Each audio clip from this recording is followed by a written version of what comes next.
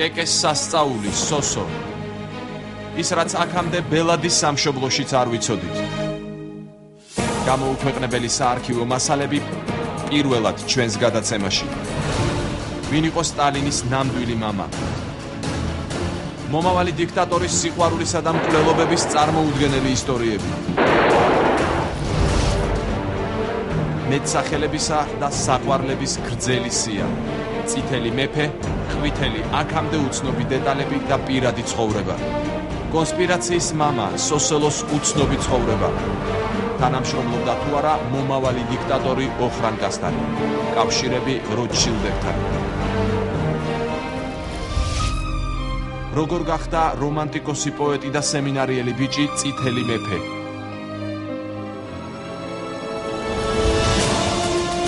პოეტი, ურჩხული დიქტატორი. საიმონ სებაგ მონტეფიორე, ბრიტანელი მწერლის ბესტსელერის ბიოგრაფიული რომანის მიხედვით. ვახო სანაიას რეპორტაჟი. ახალგაზრდა სტალინი.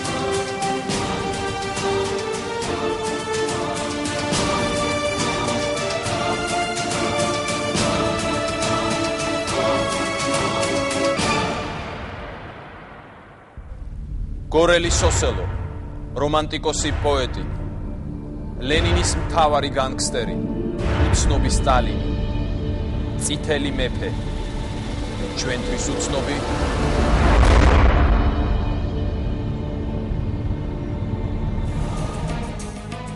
სტალინი ფიგურა, რომლის შესახებ კამათი არ წყდება, ასეა მთელ მსოფლიოში და რა თქმა უნდა ასეა საქართველოშიც. სტალინის საინტერესო ისტორიულ მოვლენად რჩება. მის შესახებ იწერება წიგნები, ითარგმნება და რაც მთავარია იყიდება დიდი ტირაჟით. ასე მოხდა ბრიტანელი მწერლის მონტეფიორეს შემთხვევაშიც. სტალინის ყველაზე დიდი მომხრეებიც კი აღიარებენ, რომ ესაა ერთ-ერთი საუკეთესო ნაშრომი, რაც კი ამ ადამიანის შესახებ დაწერილა. ახალგაზრდა სტალინის ავტორ საიმონ სებაგ მონტეფიორეს ჩვენ ლონდონში ვეწვიეთ და ექსკლუზიური ინტერვიუ ჩამოვართვით. თავაზობთ გადაცემას, რომელიც აგებულია ამ წიგნში მოყვანილი აქამდე უცნობი საარქივო მასალების მიხედვით. დღეს პირველად გაიგებთ ახალგაზრდა სტალინის ცხოვრების უცნობ დეტალებს.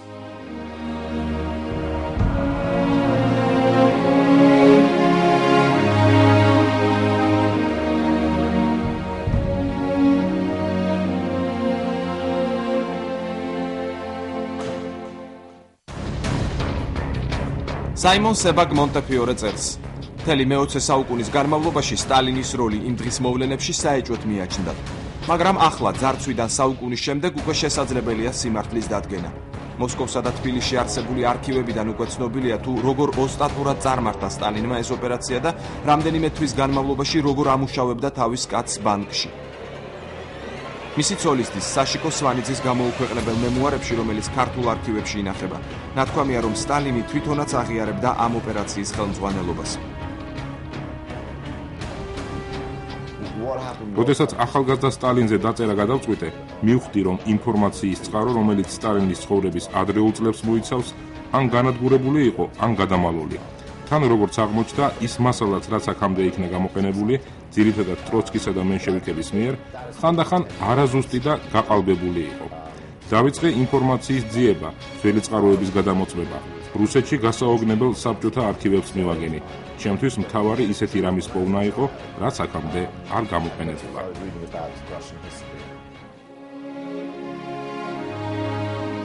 სტალინის მონაწილეობაზე წერს მისი ბანდის ერთ-ერთი წევრი ბაჭუა კუპრიაშვილი, მოგონებების 60 წლის განმავლობაში იყო დალუქული და ქართულ არქივებში ინახებოდა. ბანკის ძარცვას აფეთქებების მთელი კასკადი და კამოსა და სხვა თავზე ხელახებული მძარცველების, მათ შორის სტალინის მეგობარი ქალების წარმოუდგენელი ოსტატობა დასჭირდა. ოხრანკის არქივებში წერია, რომ 40-მდე ადამიანი დაიღუპა. სტალინმა საარქივო ცნობების მიხედვით დღევანდელი კურსით დაახლოებით $3.5 მილიონი ჩაიგდო ხელში. ეს ფული ლენინს სჭირდებოდა, რომელიც საბოლოოდ დარწმუნდა სტალინის სისასტიკესა და ნიჭიერებაში. სოსოს კი უკვე თბილისში აღარ დაედგომებოდა. ბანკის თანამშრომელი შემდეგ გამოტყდა, რომ მხოლოდ იმიტომ დაეხმარა სტალინს ამ უზარმაზარი ძარცვის განხორციელებაში, რომ მისი რომანტიკული პოეზიის თაყვანისმცემელი იყო. მხოლოდ საქართველოში შეიძლებოდა ასეთი რამ მომხდარიყო. პოეტი სტალინის ხათრით, ბანდით სტალინს დახმარებოდა.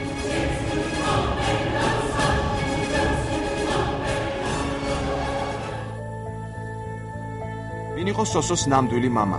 მონტეფიორეს წიგნში ამ კითხვაზე ერთდროულად რამდენიმე ვერსიას ამოიკითხავთ.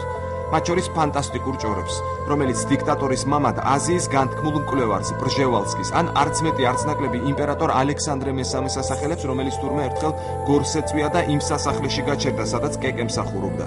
მაგრამ ავტორი მიიჩნევს, რომ ეს ვერსიები უსაფუძვლოა და სტალინის ნამდვილი მამა პატარა გორში უნდა ვეძიოთ იმ გარემოში, სადაც კეკეს უხდებოდა ურთიერთობა. ვაჭარი ეგნატაშვილი, პოლიციის უფროსი დავრიშევი, მღვდელი ჩარკვიანი, სამივე მათგანი მფარველობდა კეკესა და სოსოს. სამივე მათგანს გავლენა ჰქონდა გორში. მონტეფიორეს მოჰყავს სტალინის სიტყვები, როცა ის ამბობს, რომ მამამისის სინამდვილეში მღვდელი იყო. მომხიბლავი კეკეც თურმე ხშირად ამბობდა, რომ მისი შვილი სემინარიაში მიიღეს როგორც მღვდლის შვილი. ამაზე ლაპარაკობს ბელადის დედა თავის მემუარებშიც, რომელიც გარდაცვალებამდე 2 წლით ადრეა ჩაწერილი. ამ მემუარების შესახებ თურმე არაფერი სცოდნია თავად სტალინსაც კი, რადგან არასდროს გამოქვეყნებულა და კომუნისტური პარტიის არქივში ინახება. მონტეფიორეს მოჰყავს გორის მაშინდელი მმართველის ჟურული სიტყვები პოლიციის უფროსის დავრიშევის შესახებ. როგორც ვიცი, სოსო დავრიშევის ნამდვილი შვილი იყო. გორში ყველა მიცოდა მისი რომანის შესახებ სოსოს მომხიბლავ დედასთან.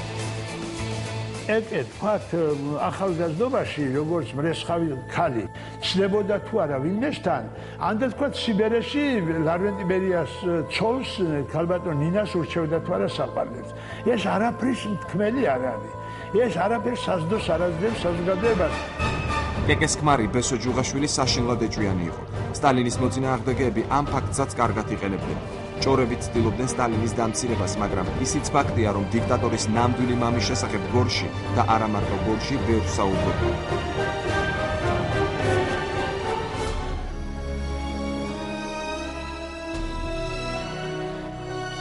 ის რომ სემინარიამ სტალინის პიროვნებაზე დიდი გავლენა იქონია, ამას სტალინის ყველა მკვლევარი აღიარებს. გამონაკლისი არც მონტეფიორეა. აკრძალული წიგნების კითხვის გამო სოსოს სემინარიაში ხშირად სჯიდნენ.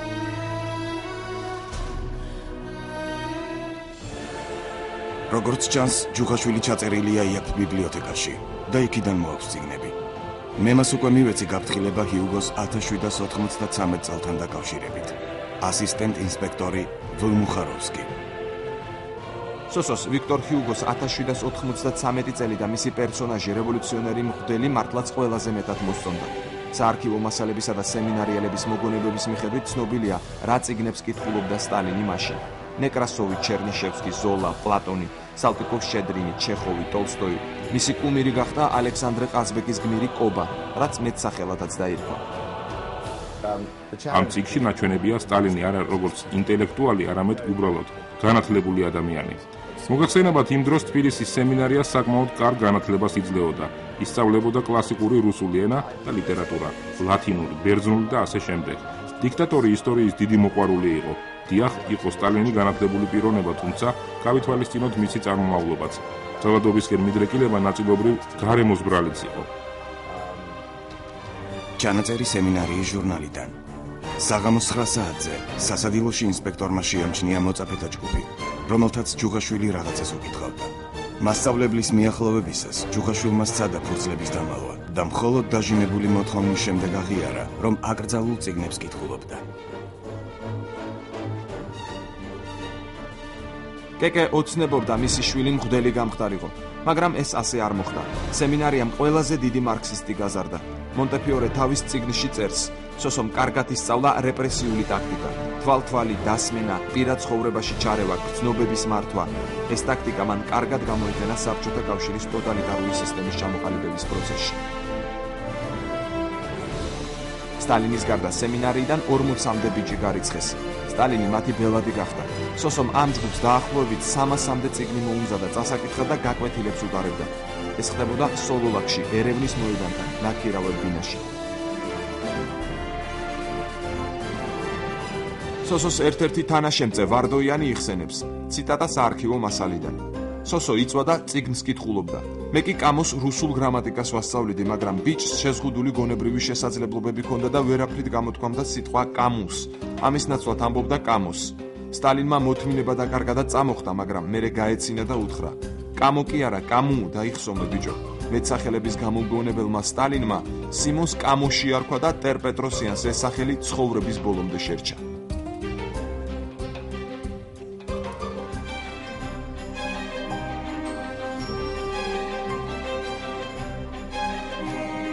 სოსო ბათუმში ჩადის. ბევრმა არ იცის, რომ ჯუღაშვილი როტშილდებთან მუშაობდა.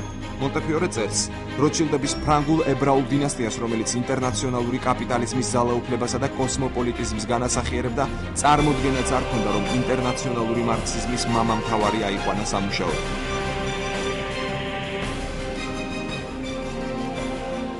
სოსო მალე ხანძარი გააჩინა ქარხანაში. შემდეგ მუშების გაფიცვა მოაწყო და საწარმოს პარალიზება გამოიწვია. სტალინმა ბათუმი თავდაყირა დააყენა. ბათუმში სოსოს მეტსახელად მღვდელი შეარქვეს, ასევე ეძახდნენ ჩოფურასაც. მალე ის დააპატიმრეს და ბათუმის ციხეში ჩასვეს. მან სამჯერ მისწერა გენერალ-გუბერნატორ პრინც გოლიცინის წერილი. ეს წერილი შემორჩენილია და არქივში ინახება. ჯანმრთელობის გაუარესება და მოხუცი დედის სავალალო მდგომარეობა, რომელიც 12 წლის წინ მიატოვა ქმარმა და ვისთვისაც მე ერთადერთი მარჩენალი ვარ, მაიძულებს კიდევ ერთხელ მოგმართოთ თხოვნით, შემიმსუბუქოთ სასჯელი. უმორჩილესად გთხოვთ, ყურადღება მიაქციოთ ჩემს თხოვნას პეტიციასთან დაკავშირებით. იოსებ ჯუღაშვილი, 1901 წლის 23 ნოემბერი. სტალინი არ შეიწყალეს, უფრო მეტიც ციმბირში გაგზავნეს.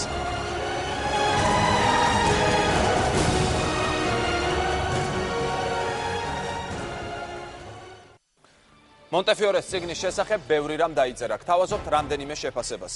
მხიარული ახალგაზრდა სტალინი მონტეფიორემ ერთად მოგვაწოდა საოცარი, ახალი, პირველწყაროდ წოდებული, დამუშავებული და სკეპტიციზმით მარჯვედ კომბინირებული, კარგად შერჩეული ინფორმაცია ახალგაზრდა სტალინის შესახებ. პირქუშად მომხიბვლელია. პირველი თავები ალექსანდრე დიუმას ტოლფასია. სტალინის მექალთანეობა ყურადღების მიმზიდველი თუ გამყინავი, სტალინის ხასიათი ბრწყინვალედ არის წარმოჩენილი. მონტეფიორეს კვლევები ბრწყინვალეა. წიგნი მდიდარია სერიოზული და აგრეთვე დამამცირებელი დეტალებით, რომლებიც ქმნის მე-20 საუკუნის ყველაზე დიდი მონსტრის პორტრეტს. ეს არის კვლევისა და თხრობის ტრიუმფი, ოქტომბრის რევოლუციის ოსტატური ანგარიში. ეს წიგნი სავსეა მოულოდნელობებით. ბრწყინვალე ბიოგრაფია, დეტალური აღწერის შედევრი. მონტეფიორემ აღმოაჩინა დოკუმენტები, რომლებიც დიდი ხნის წინ დაიკარგა საქართველოში. ნახა სოსოს მეგობრების შთამომავლები და წარმოადგინა ამ საშიში, მაცდუნებელი, იდუმალი ადამიანის ნათელი ფსიქოლოგიური პორტრეტი. მონტეფიორეს ბრწყინვალედ შესწავლილი და კარგად წასაკითხი წიგნი გვიხატავს სტალინს მაუზერით სარტყელში, ბრბოს მეთაურს, ბრბოზე ზეგავლენის მქონეს, ბანკის მძარცველს, შეთქმულ მარქსისტს, სტალინს როგორც დაუღალავ შრომის მოყვარე მეცნიერს, მკვლევარს. მონტეფიორეს წიგნი ხსნის იმ დრამატულ დანაშაულს მსოფლიოს ერთ-ერთი ყველაზე სისხლიანი დიქტატორისა. ყველას, ვისაც აინტერესებს, უნდა წაიკითხოს ეს გააზრებული წიგნი და გაიგოს, რით იყო გამოწვეული დიქტატორის დანაშაულებრივი ქცევა. მონტეფიორემ იპოვა საოცარი რაოდენობის ახალი მასალა, რომელიც ადამიანს სხვაგვარ ელფერს მატებს. იგი წერს არაჩვეულებრივი ინტერესით. წიგნის რეკონსტრუქციას უკეთებს 1907 წლის ბანკის გაძარცვის ამბავს. თანაც მისი ტემპი არასდროს ნელდება. მონტეფიორე ყველაფერს მარჯვედ მართავს. ერთ ჩარჩოში აქცევს პოეზიას, სასიყვარულო საქმეებს, წინა საუკუნის დასაწყისის რუსეთის იმპერიის მარქსისტულ ახირებულ პოლიტიკასაც. მონტეფიორეს აქვს თეზისი და იგი ნათელი და მართალია ამაში. გულაგის მასობრივი მკვლელობის 27-38 წლები იყო ცენტრალური წერტილი მე-20 საუკუნეში. მისი ინტუიცია იმაში მდგომარეობს, რომ სტალინი არ გამოჩენილა პოლიტიკაში გამოუცხადებლად. ავტორმა კარგად შეისწავლა ამ დიდი ტერორისტის ხრმობა და მოწიფულობის ასაკი. რუსებისა და ქართველების დახმარებით მან ამოიღო, მოიძია ახალი ინფორმაცია. ეს არის ძალიან მიმზიდველი წიგნი, როგორი რთული პიროვნება იყო თვით ეს მონსტრი.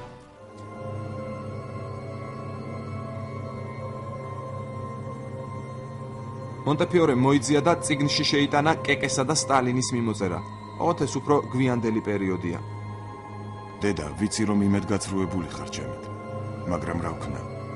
ძალიან მოუცლელი ვარ და ხშირად ვერ გწერ. დღე და ღამე ყულფში მაქვს თავი გაყოფილი. გკოცნი. სოსო. 25 იანვარი 1925 წელი. არ ვიცი გჭირდება თუ არა ფული. გიგზავნი 500 მანეთს. ასევე გიგზავნი ჩემი და ბავშვების ფოტოს. კარგად იყავი ძვირფასო დედა და მხნეობა შეინარჩუნე. გკოცნი შენი შვილი სოსო. 25 მარტი 1934 წელი. ბავშვები გეხვევიან. ნადიას სიკვდილის შემდეგ ჩემი პირადი ცხოვრება ძალიან რთულია, მაგრამ ძლიერი კაცი ყოველთვის გმირულად უნდა იქცეოდეს. ქართველი კაცი ოჯახის, ცოლ-შვილის სიყვარულით გამოირჩევა. სტალინში ეს არ იგრძნობოდა. მას თავისი თავი უყვარდა ყველაზე მეტად. შვილები არ აინტერესებდა. მისთვის ერთადერთი ქალი, რომელსაც პატივს სცემდა, იყო დედამისი კეკე.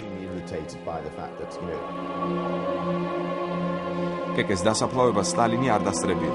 კეკეს გვირგვინზე ეწერა ძვირფას და საყვარელ დედას, შვილის, იოსებ ჯუხაშვილისგან. კეკე პომპეზურად დაკრძალეს დაწმინდაზე.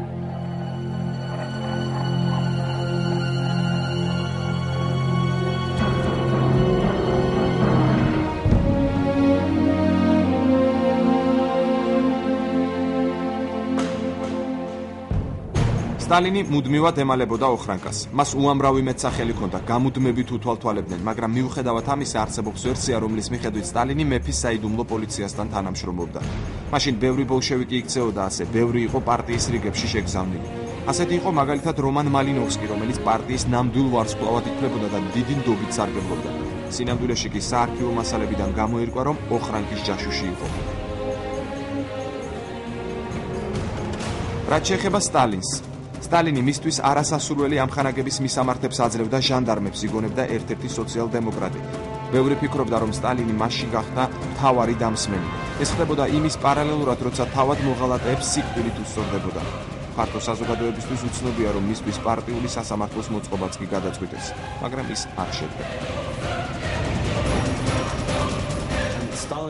ჩვენ ვიცით, რომ 30-იან წლებში უსაფრთხოების მიზნით სტალინი ბერიას საშუალებით კავკასიიდან კრემლში დოკუმენტაციებს იღებდა. არსებობს ჭორები, რომ სტალინი ოხრანკის ინფორმატორი იყო და მოსკოვში სწორედ ეს დოკუმენტები მიიღო. ჯუღაშვილის პირადი ფაილები მის აგარაკზე კუნცევოში ინახებოდა. ჩვენ ვიცით, რომ სტალინის სიკვდილის შემდეგ ეს დოკუმენტები ძალიან მალე გაქრა და ეს ფაქტი შეიძლება ბერიას უკავშირდებოდეს.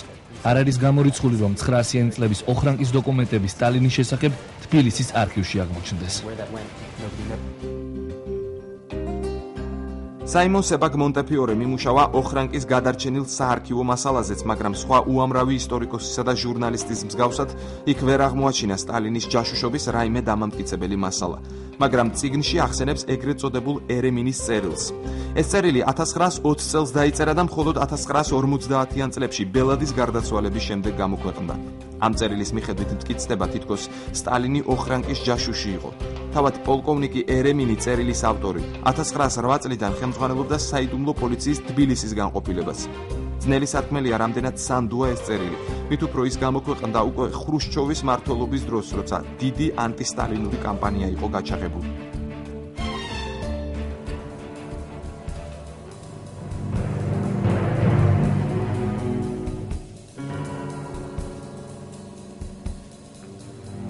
სტალინის სიაში ქალებს პირველი ადგილი არასდროს ეკავა.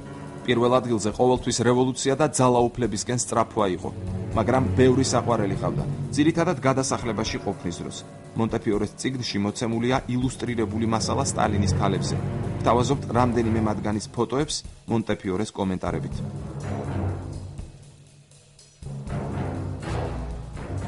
გამუდმებით უფულოდ მყოფი რევოლუციონერი ჯუღაშვილი თითქმის არასოდეს ყოფილა მეგობარი ქალის გარეშე. მისი საყვარლების სიაში შედიოდნენ გათხოვილები, გაუთხოვრები, ასაკით-პატარები, მასზე უფროსები, ინტელექტუალები, ჩვეულებრივი დიასახლისები. ერთ-ერთი მათგანი იყო ნატაშა კირთავა, რომელსაც უკვე ჰყავდა ოჯახი. სტალინის საყვარლებს შორის იყო ოლგა ალილუევა, სტალინის ამხანაგის სერგეი ალილუევის მეუღლე, რომელსაც 4 შვილი ჰყავდა და რომელიც შემდეგ სტალინის სიდედრი გახდა.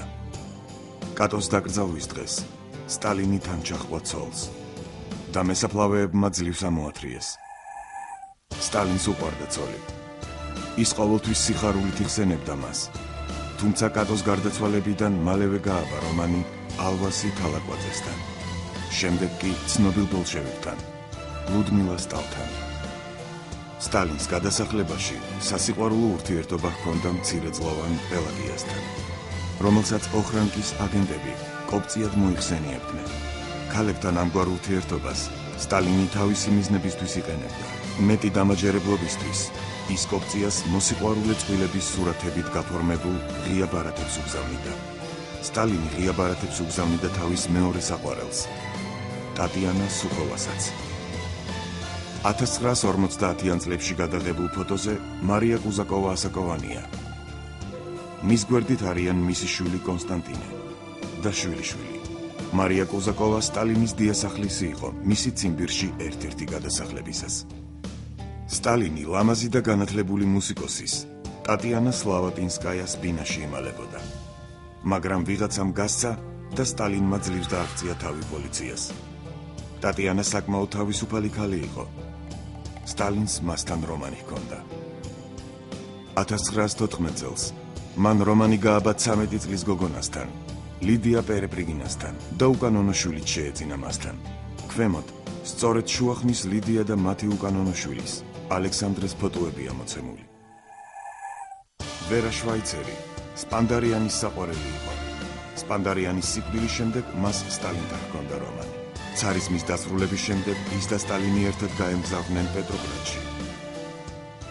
13 და 14 წლის გოგონები ერთად თხოვდებიან და ოჯახებს ქმნიან და ის მე ავტორი ხალხს უსვამს იქა რომ 5 გოგო იყვნენ ერთ პატარა ოთახში სადაც ცხოვრობდა სტალინი.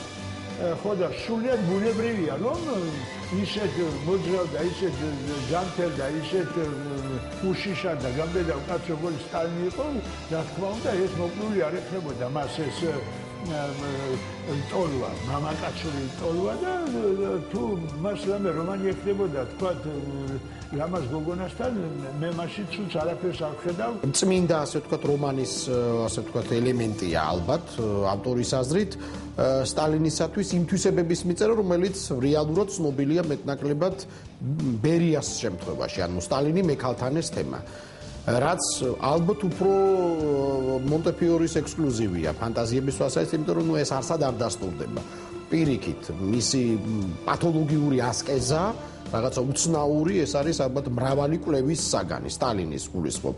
ნუ სტალინს რომ ყავდა საყვარლები რომ ეს იყო საშინელი მექალთანე და ასე შემდეგ და ასე შემდეგ, მე ძალიან საეჭვოა.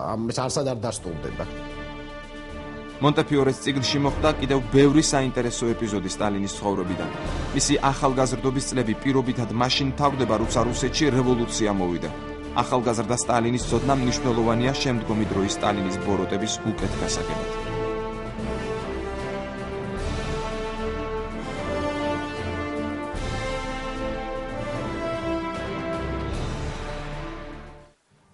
ჩვენ ჩავწერეთ ადამიანები, რომლებიც სტალინის ცხოვრებას კარგად იცნობენ. რამდენიმე მათგანი მონტეფიორეს მოსაზრებებს არ ეთანხმება. ზოგადად ფაქტების უტყუარობაში შეაქვს ეჭვი. ფაქტია, ამ წიგნმა კამათი და ორაზროვანი დამოკიდებულება გამოიწვია. ამის საფუძველი კი ალბათ მაინც უფრო სტალინის პიროვნებაშია, რომლის გარშემო ბევრი რამ კიდევ დიდხანს ან სამუდამოდ დარჩება ბუნდოვანი. მე ეს წარმოვიდგინე ისე როგორც პირადი ჩემი შეურაცხყოფა. იმიტომ რომ როდესაც ამბობ რაღაცას აუქს თანაც გამოგონილს შეთითხნილს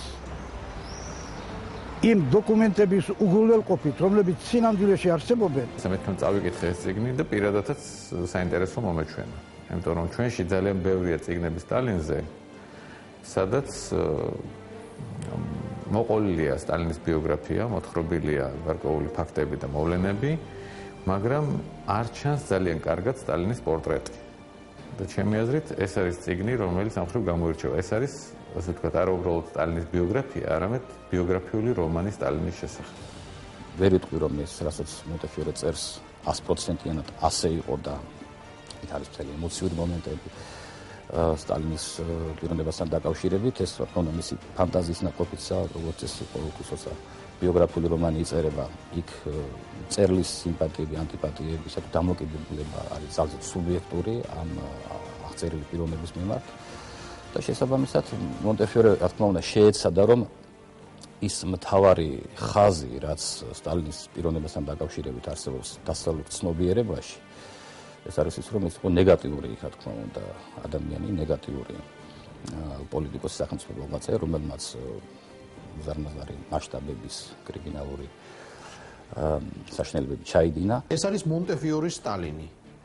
ისევე როგორც არსებობს სტალინისტების სტალინი, ანტისტალინისტების და ასე შემდეგ და ასე შემდეგ, ოფიციალური სტალინი, არაოფიციალური სტალინი.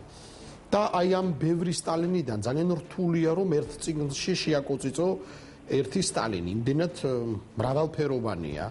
თვითონ აი ამ კონკრეტული ტირანის ბიოგრაფია და საერთოდ ძალაუფლების და ტირანიის თემა. მონტეფიორის სტალინი, აი ეს სტალინი, რომელსაც ჩვენ ამ წიგნიდან ვიცნობ და ასევე სხვა წიგნიდან, რომელიც წინ უძღოდა აი ამ ახალგაზრდა სტალინს, მაინც ეს უფრო ბელეტრისტიკაა, ჩემი აზრით. ეს არ არის ალბათ სამეცნიერო ტექსტი. და ეს არის უფრო ამ სტალინს აქვს ერთი რომანის პერსონაჟის ხასიათი, ტიპიც მე ვფიქრობ ამ ტექსტის არის და ჟანრიც შეიძლება ითქვას რომ რაღაცნაირად არის დოკუმენტალური რომანი. მინაიდან თუ კი უფრო ასე ვთქვათ მეცნიერულად მივუდგებით, ანუ თუ კი შევადარებთ უშუალოდ იმ ბიოგრაფიებს, რომელიც მეტნაკლებად ახლოს არის, ხომ? დოკუმენტალური, ასე ვთქვათ, დოკუმენტებთან მოდი პირდაპირ ვთქვათ, ამ წიგნში არის ბევრი შეცდომა. ძალიან თვალში შეცემი შეცდომები, ვთქვათ. მაგალითად, ვთქვათ, ერთ-ერთი ისეთი დასაწყისშივე ძალიან თვალში გვხვდება, მაგალითად, კეკეს ამბავი, სადაც ის თითქოს და მეორე მსოფლიო ომის დროს უყვება ლავრენტი ბერიას სტალინის ბავშვობის შესახებ და მეორე მსოფლიო ომის დროს კეკე 3-4 წლის გარდაცვლილია უკვე. და ძალიან ბევრი ასეთი შეცდომები არის მიზანმიმართული თუ ავტორს სჭირდება იმისათვის რომ სიუჟეტი გამძაფრდეს, არ ვიცი ხა. როდესაც ძიუმა აყალბებს თქვათ ისტორიას სამუშკეტერში, ეს გასაგებია, მას სჭირდება ინტრიგა და ამ ინტრიგისათვის რაც საჭიროა, ყველაფერს ჩაყრის, უხეშად რო ვთქვათ. ამ შემთხვევაში თუ კი სტალინის გაცნობა გვინდა, ალბათ მონტეფიორის წიგნი არ გვეყოფა. This young Stalin, for example, is basically about ახალგაზრდა სტალინი ძირითადად მოიცავს რევოლუციამდე საბჭოთა რუსეთის სოციალ-დემოკრატიულ ურთიერთობებს. ეს ბევრისთვის უცნაური და ამოუცნობი თემაა. თვით ქართველებისთვისაც კი, თავი რომ გავანებოთ დასავლურ კულტურებს ევროპისა და ამერიკის სახით. ისეთი ტექნიკური მხარეებიც, როგორიცაა ქართული სახელწოდებები, გრძელი გვარები და ასე შემდეგ, განსაკუთრებულ სიზუსტეს მოითხოვს. ჩემს წიგნებში ყოველთვის ვცდილობ რთული და უცნაური მოვლენა ან თემატიკა ნებისმიერი მკითხველისათვის გასაგებად დავწერო. ჩემი აზრით, ისტორია ყველასაც იოლად აღსაქმელი უნდა იყოს. მინდა ჩემი ლიტერატურული ნაწარმოებები დედაჩემად წაიკითხოს, მან კი არაფერი იცის საბჭოთა პოლიტიკაზე. მეორე საკითხია მასალის სიზუსტე. ყოველთვის ვცდილობ ბიოგრაფიაში მაქსიმალურად დავიცვა თარიღები. სიზუსტე.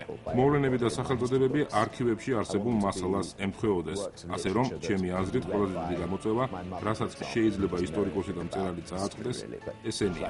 მე უბრალოდ მთხრობელი ვარ. ხალხი მწერალს როგორც წესი უახლესი ნოველის მიხედვით აფასებს. ჩემს წიგნებში ყველაზე მეტად ის მომწონს, რომ 40-მდე ენაზე იბეჭდება.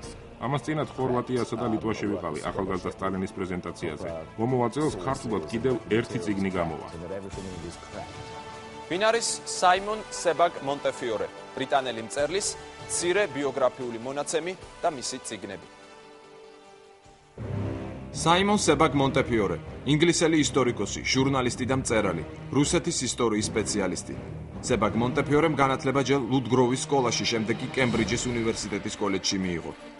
1990-იან წლებში როგორც ჟურნალისტი, ბევრს მოგზაურობდა ყოფილ საბჭოთა კავშირის ტერიტორიაზე. მისი წიგნები მსოფლიო ბესტსელერი გახდა და 34 ენაზეა გამოცემული. 2000 წელს გამოსული მისი ისტორიული წიგნი ეკატერინე დიდი და პოტიომკინი ჯონსონისა და კუპერის პრემიებზე იყო წარდგენილი. 2004 წელს სტალინი წითელი მეფის კარი ინგლისში წლის საუკეთესო ისტორიული წიგნის პრემიის მფლობელი გახდა. ახალგაზრდა სტალინი. ამ წიგნმა როგორც საუკეთესო დოკუმენტურმა პროზამ ბრიტანეთის ლიტერატურული პრემია კოსტა დაიმსახურა. მასვე გადაეცა საუკეთესო ბიოგრაფიული ნაწარმოებისთვის განკუთვნილი პრემია ლა ტაიმსი და საუკეთესო პოლიტიკური ლიტერატურისთვის განკუთვნილი ბრუნო კრეისკის პრემია.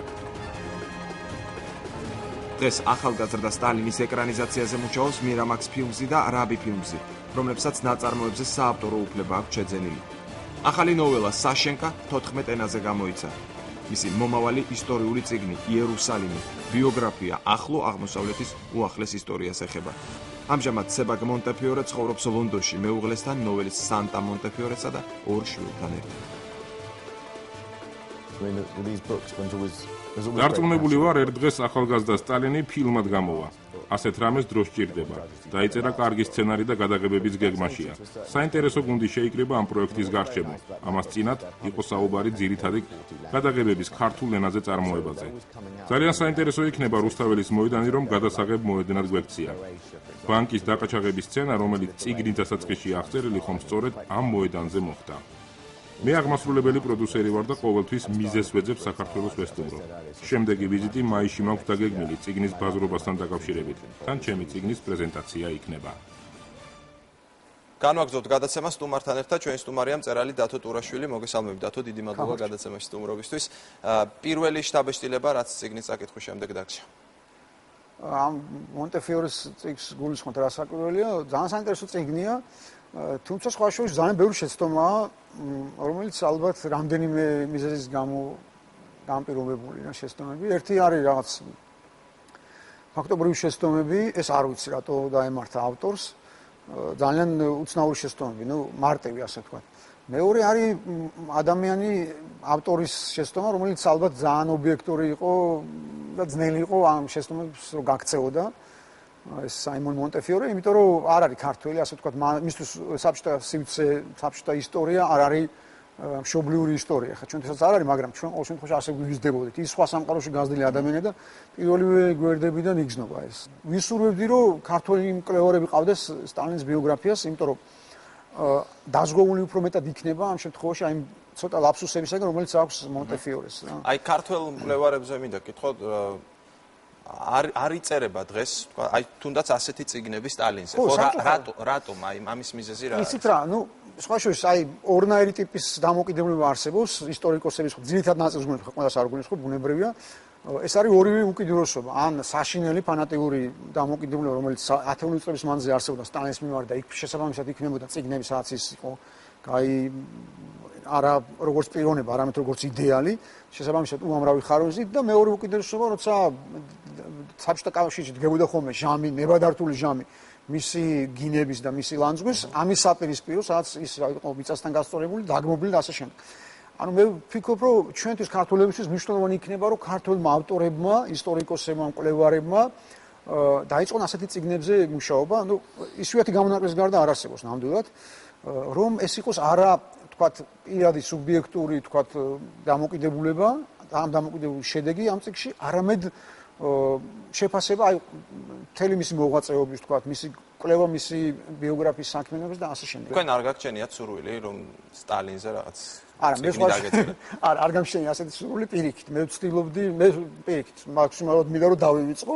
სხვა შორის, აი ჯერ ამაზე გიპასუხებთ, ოღონდ მინდა ჩემთვის მაგალითად როგორც მკითხველისთვის ყველაზე საინტერესო ალბათ რაც კი არსებობს, მომეწონა, რაც კი წამიკითხავს სტალინის შესახებ, ძალიან მომეწონა მახსოვს ეს ბევრი დიდი ხნის წინ წავიკითხე ავტორხანოვის წიგნი, მაგრამ აი ავტორხანოვის წიგნი არ ვიცი გაქვთ თუ არა წაკითხული ვახო, აქვს ძალიან ბევრი პლუსები, აქვს ერთი მინუსი. ავტორხანოვი წარმოშობით იყო ჩეჩენი. ამიტომ ის რაც სტალინის დროს 54 წელს ჩეჩენ ხალხს დაემართა, ძალიან ძნელი იყო ამისაგან გათავისუფლებული იყო სუბიექტურად ავტორხანოვი. თორე ისე ძალიან მაგარი წიგნია რა. ძალიან მინდა რომ წავიკითხო, არ მაქვს წაკითხული, არ ვიცი საერთოდ არსებობს თუ არა. ქართულად მე მგონი არ არსებობს თარგმანი.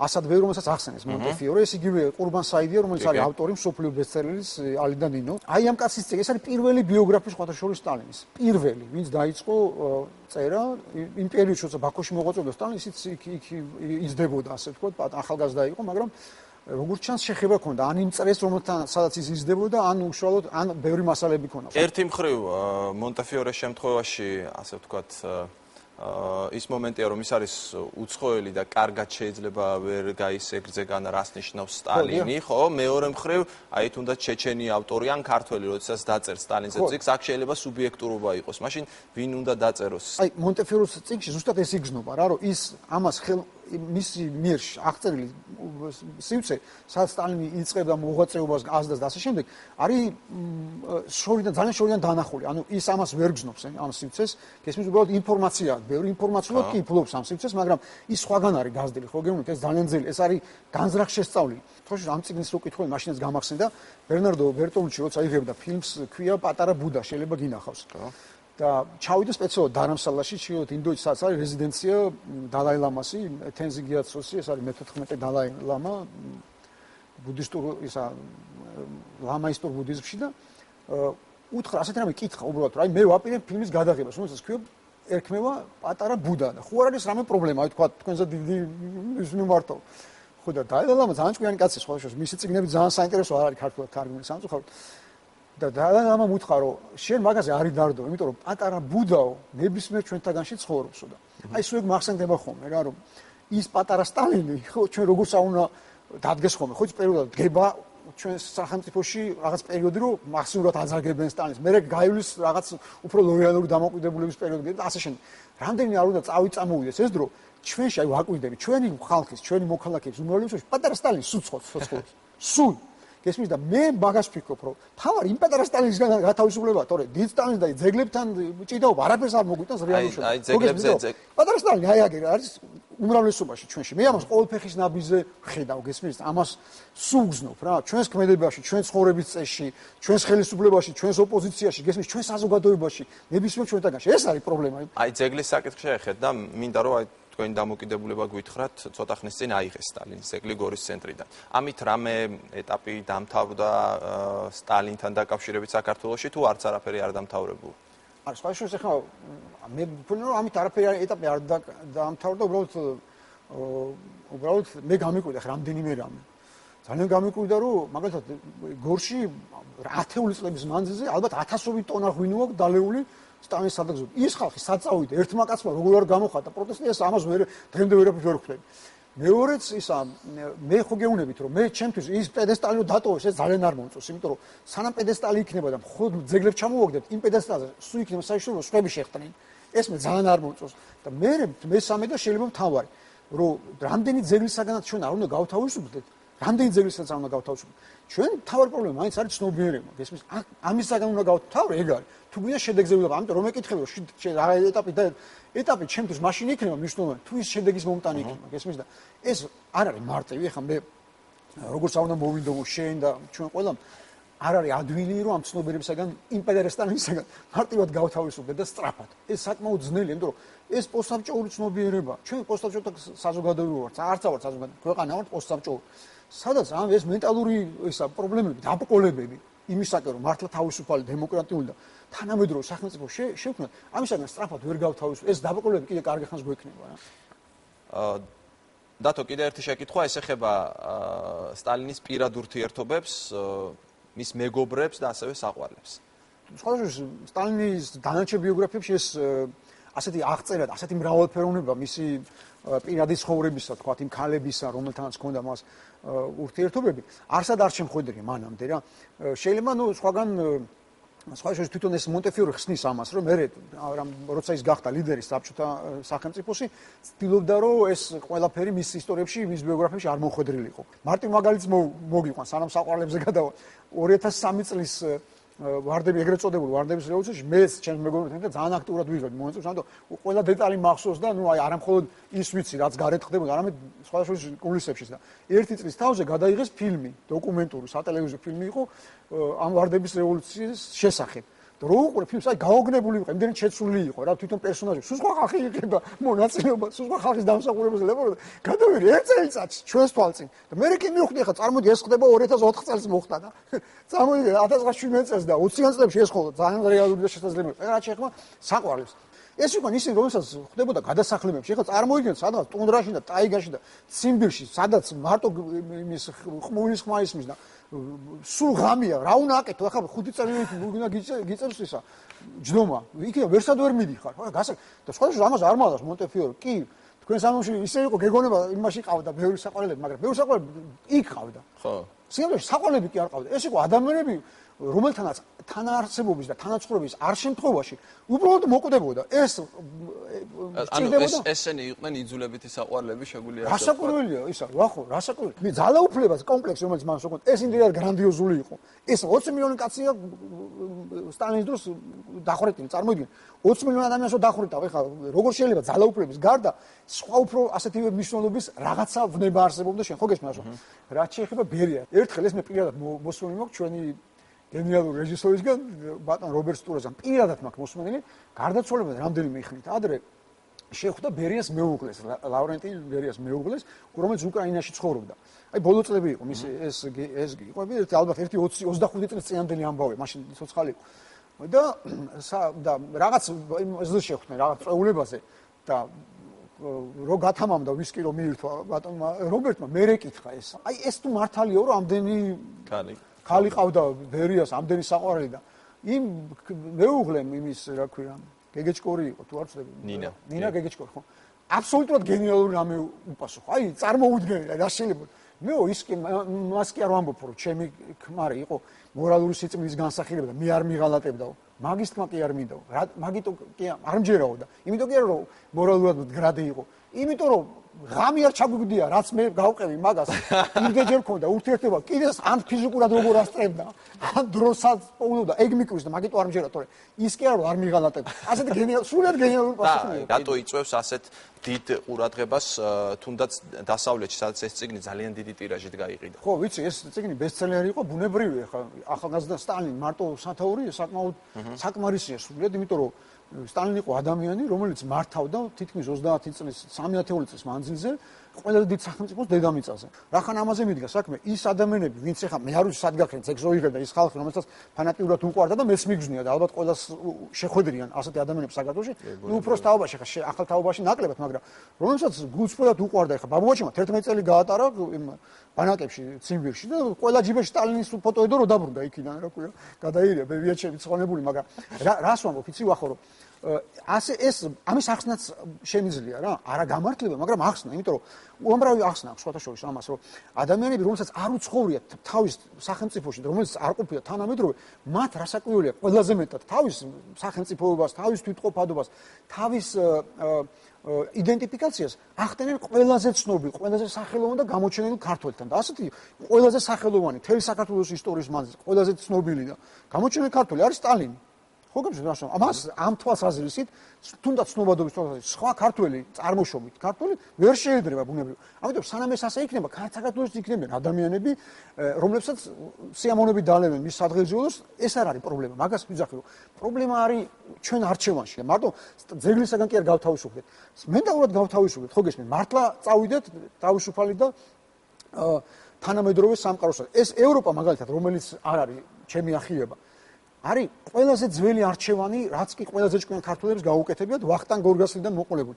რადგანაც გონიათ თითქოს დღეს მოვინდომეთ, დღეს დავიწყეთ ამ არჩევანზე ფიქრი, რომ ევროპასთან მოვახდინოთ ინტეგრაცია. ეს არის უძველესი არჩევანი.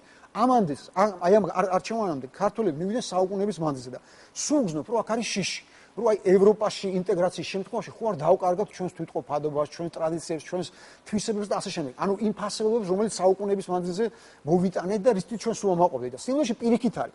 ეს იმიტომ გჭირს, ეს შიშები იმიტომ გვაქვს, რომ ჩვენ ცოდნა არა გვაქვს იმ სივრცის, რომელზეც ვლაპარაკობთ. სიმბოლოში ევროპა ზუსტად ის სივრცეა, სადაც ყველა ხალხმა, ვინც იქ აღმოჩნდა, მოახდინეს ყველა თავისი მნიშვნელოვანი ღირებულებების, რაც კი წარსულთან დაკავშირებით, იმის შენარჩუნება და სინთეზი იმ თანამედროვე დემოკრატიულ ფასეულობასთან, რომელზეც დგას თანამედროვე სახელმწიფო. ამიტომ პირიქით ჩვენ უნდა გავაკეთოთ ეს არჩევანი. ძალიან დიდი მადლობა გადაცემაში სტუმრობისთვის. მე მაყურებლებს შეგახსენებ, ჩვენი სტუმარი იყო მწერალი დათო ტურაშვილი. ორ შაბათს პრაიმ ტაიმში ნახავთ საიმონ sebag მონტეფიორესთან საგაზეთო ინტერვიუს ვარიანტს. დღევანდელი გადაცემა კი ამით დასრულდა. შევხვდებით ერთმანეთს მომავალ შაბათს საღამოს 9 საათზე. პირველ არხზე. ნახვამდის.